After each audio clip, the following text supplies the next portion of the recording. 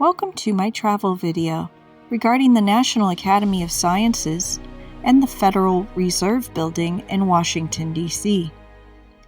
In January 2024, I took a road trip to Washington, D.C., the District of Columbia. During my visit, I encountered a wide array of fascinating symbolism. Researcher and author David Ovason, in his book, The Secret Architecture of Our Nation's Capital, advises that there are 23 complete zodiacs and over 1,000 zodiacal and planetary symbols in Washington, D.C. That to the Freemasons, designing ceremonial cornerstone and foundation stone rituals revolved around examining the ceremonial in the light of astrology. In this video, I will explore the esoteric symbolism in the National Academy of Sciences, the Federal Reserve Building, and I will explore the musings of several researchers and authors regarding symbols in Washington, D.C. There is a memorial to Albert Einstein situated in an elm and holly grove in the southwest corner of the grounds of the National Academy of Sciences. In his left hand, Einstein holds a paper with mathematical equations summarizing 3 of Einstein's most important scientific contributions. The sculpture represents a horoscopic zodiac in the form of a statue of Albert Einstein, created by Robert Burks. The smooth surface in front of Einstein symbolizes a sky map, a horoscope with the major stars and planets inset into the marble as the stainless steel studs. These studs reveal positions of more than 2,700 stars, 10 quasars, the Sun, Moon, planets, and asteroids. 28-foot diameter horoscope for noon on April 22, 1979, when the statue was dedicated. The founding of Washington, D.C., many cornerstone and foundation stone ceremonies of various sites in D.C., and the Einstein statue horoscope charts have strong connections to the constellation of Virgo.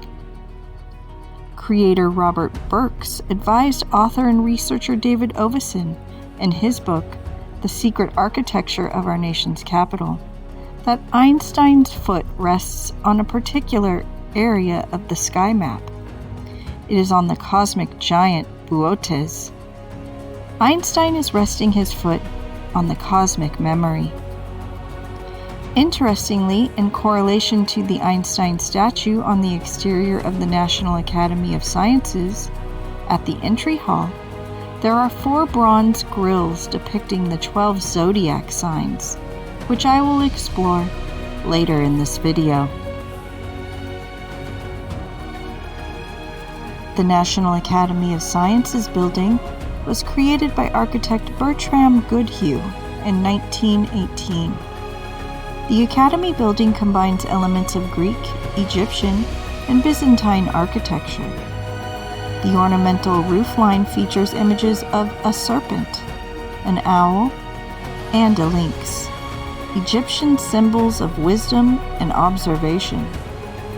The architect Goodhue had great interest in Egyptian architecture.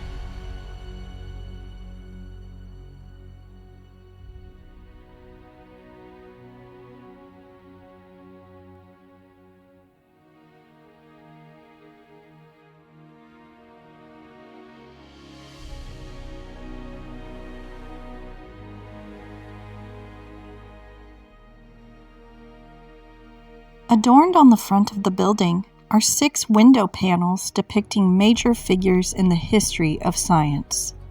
These panels were created by Lee Lowry.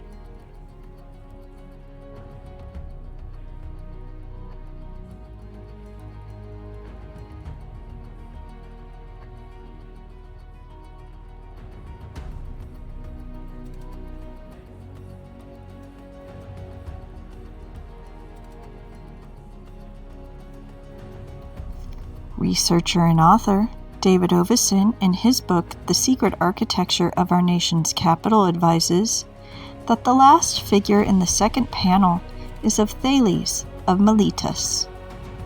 Thales was a pre-Socratic philosopher and one of the wise men of ancient Greece. He is supposed to have been the first person to predict a solar eclipse, possibly that of 585 BC, and to have been the founder of abstract geometry. What is of interest here is that behind the head of Thales are shown the 3 pyramids of Giza in Egypt. The pyramids are relevant in the context of science because Thales studied in Egypt under the priests, because he was initiated into the mysteries there. He then imparted the secrets of geometry to his native Greece. Thales demonstrated that the height of a pyramid could be determined from the length of its shadow. The secret was to hold a stick vertical and wait until the shadow cast by it was the same length as the height of the stick. At that precise moment, one could measure the height of a pyramid by its shadow. This panel shows the sun casting a shadow from the pyramid, while Thales holds a measuring stick. Interestingly, in Washington, D.C., there are more portrayals of pyramids, one being inside the Great Hall of the National Academy of Science, showing the 3 pyramids of Giza, and another in the wall mosaic in the reading room of the Library of Congress, behind the personification of mythology. A testament to the 3 founts of Hermetic wisdom.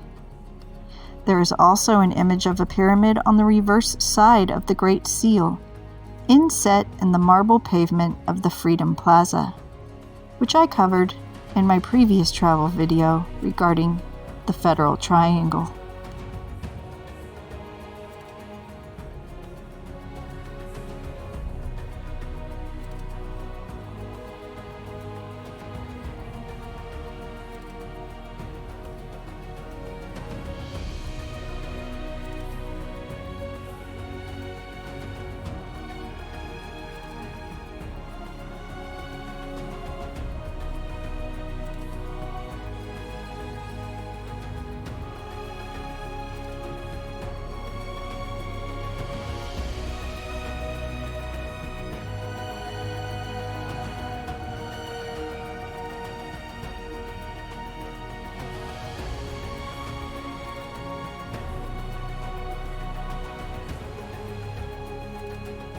As I walked through the Constitution Avenue entry doors of the National Academy of Sciences, I entered the foyer. At both ends of the foyer, bronze grilles are decorated with interpretations of the signs of the zodiac. Each grille depicts 6 signs arranged in 2 columns of 3, created by Lee Lowry. Each horizontal pair are framed by 2 pairs of winged lions facing one another. There's also solar symbolism with the sun god Helios with his chariot. The appearance of the signs of the zodiac may seem curious in a building dedicated to science. The zodiac has its origin in Babylonian star catalogs, where it functioned as a celestial coordinate system.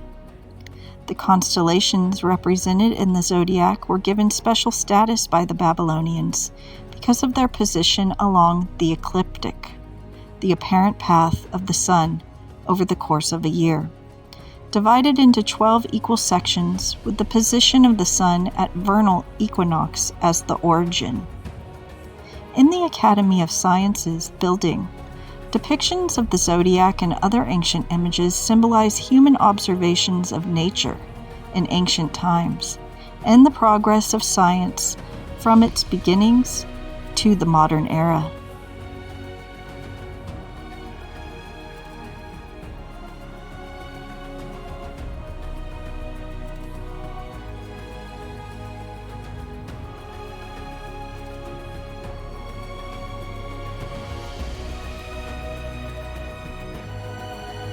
Virgo is represented as the Egyptian goddess Isis playing a harp. The harp symbolizing the idea of the Virgin being involved in playing the music of the spheres. Interestingly, there are 2 other zodiacs in Washington, D.C. that's images contain Virgo with a harp. The Dirksen Senate Office Building ceiling zodiac and the Sarah Rittenhouse Armillary sundial in Montrose Park, a testament to the prominence of Virgoan symbolism in the creation and design of Washington, D.C.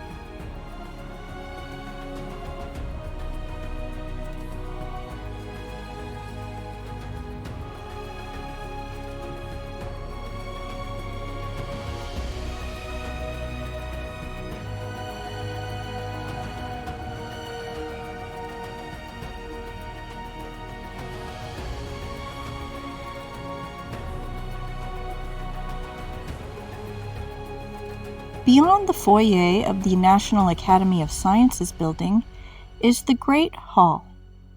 At the center of the Great Hall is a dome with a stylized sun, created by Hildreth Mier.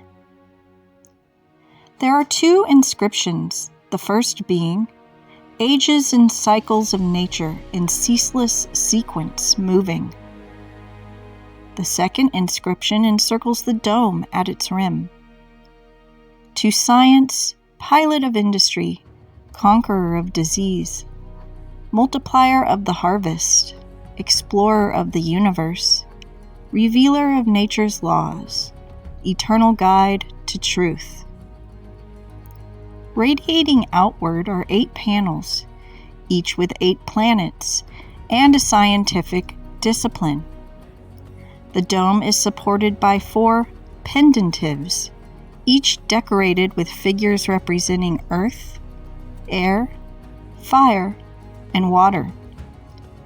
The 4 soffit arches display interpretation of the insignia of 4 of the world's oldest academies of science.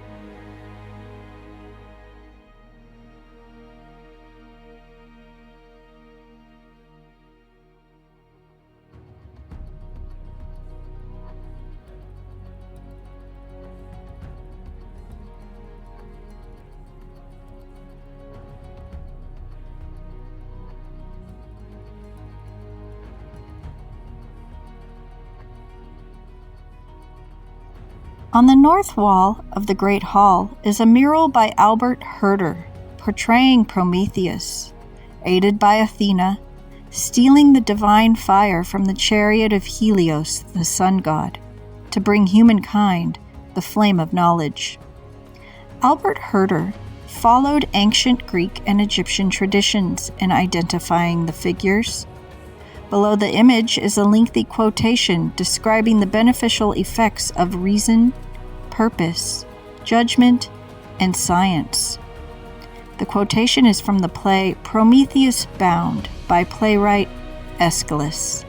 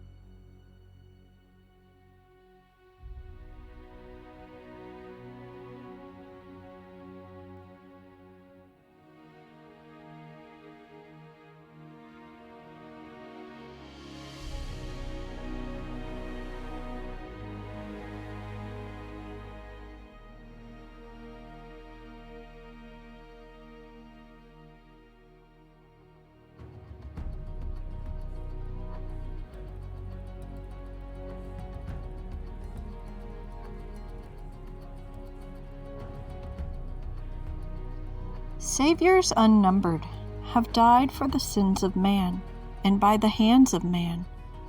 The martyrdom of the God-man and the redemption of the world through his blood has been an essential part of many great religions. There is a large list of the deathless mortals who suffered for man that he might receive eternal life. Among those connected historically or allegorically with the crucifixion are Prometheus, Jesus, Apollo, Bacchus, Buddha, Horus, Mithras, Osiris, Jupiter, and many others. All of these heroes gave their lives to the service of humanity and, with one or two exceptions, died as martyrs for the cause of human progress, with most of them crucified upon a cross or a tree. The first friend of man, the immortal Prometheus, was crucified on the pinnacle of Mount Caucasus, and a vulture was placed over his liver to torment him throughout eternity by clawing and rending his flesh with its talons. Prometheus disobeyed the edict of Zeus by bringing fire and immortality to man. So for man he suffered until the coming of Hercules released him from his ages of torment. In the tarot, Prometheus can be likened to the hanged man, the eternal sufferer, where the upturned feet signify the spiritualization of the lower nature.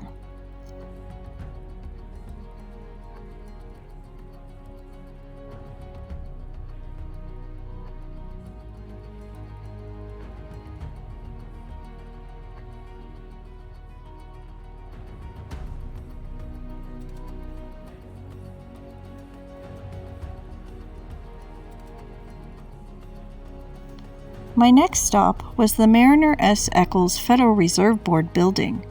It houses the main offices of the Board of Governors of the United States Federal Reserve System. What is the Federal Reserve System? The accepted version of history is that the Federal Reserve was created to stabilize our economy. The real answer may surprise you. It is not federal, and there are no reserves. Furthermore, the Federal Reserve banks are not even banks. Author G. Edward Griffin, in his book, The Creature from Jekyll Island, advises, that the basic plan for the Federal Reserve System was drafted at a secret meeting held in November of 1910 at the private resort of J.P. Morgan on Jekyll Island off the coast of Georgia. Those who attended represented the great financial institutions of Wall Street and, indirectly, Europe as well. The reason for secrecy was simple. Had it been known that rival factions of the banking community had joined together, the public would have been alerted to the possibility that the bankers were plotting an agreement and restraint of trade, which, of course, is exactly what they were doing. What emerged was a cartel agreement with 5 objectives: stop the growing competition from the nation's newer banks, obtain a franchise to create money out of nothing for the purpose of lending, get control of the reserves of all banks so that the more reckless ones would not be exposed to currency drains and bank runs, get the taxpayer to pick up the cartel's inevitable losses, and convince Congress that the purpose was to protect the public. It was realized that the bankers would have to become partners with the politicians, utilizing the police power of government to enforce the cartel agreement, and that the structure of the cartel would have to be a central bank. The 7 men who attended the meeting on Jekyll Island were Nelson W. Aldrich, a Republican senator, chairman of the National Monetary Commission, business associate of J.P. Morgan, and father-in-law to John D. Rockefeller, Jr. Abram Piatt Andrew, Assistant Secretary of the United States Treasury. Frank A. Vanderlip, President of the National City Bank of New York, the most powerful of the banks at that time, representing William Rockefeller and the international investment banking house of Kuhn, Loeb and Company. Henry P. Davison, senior partner of the J.P. Morgan Company. Charles D. Norton, president of J.P. Morgan's First National Bank of New York. Benjamin Strong, head of J.P. Morgan's Bankers Trust Company. And Paul M. Warburg, a partner in Kuhn, Loeb and Company, a representative of the Rothschild banking dynasty in England and France, and brother to Max Warburg, who was head of the Warburg Banking Consortium in Germany and Netherlands. One of the most widely used textbooks on the subject of the Federal Reserve System says, it sprang from the panic of 1907, with its alarming epidemic of bank failures. The country was fed up once and for all with the anarchy of unstable private banking. Even the most naive student must sense a grave contradiction between this cherished view and the system's actual performance. Since its inception, it has presided over the crashes of 1921 and 1929, a Great Depression of 29 to 39, recessions in 53, 57, 69, 75, and 81, a stock market Black Monday in 87, and a 1,000% inflation which has destroyed 90% of the dollar's purchasing power. To be more specific on the last point, by 1990, an annual income of $10,000 was required to buy what took only $1,000 in 1914. That incredible loss in value was quietly transferred to the federal government in the form of hidden taxation, and the Federal Reserve System was the mechanism by which it was accomplished. On the subject of getting the taxpayer to pick up the cartel's inevitable losses, powerful banking interests who had been trying for years finally achieved their long-term goal of a silent coup d'etat by taking control of the American government. They convinced Secretary of State Philander Knox to lie to the American people and tell them that the 16th Amendment, the Income Tax Amendment, had been legally ratified by the state, when it had not. This tax would ultimately wind up in the pockets of the bankers, and these bankers were well aware of this. This fraud now led the American people to believe there was a tax on their labor. Congress and the President are completely aware of this fraud.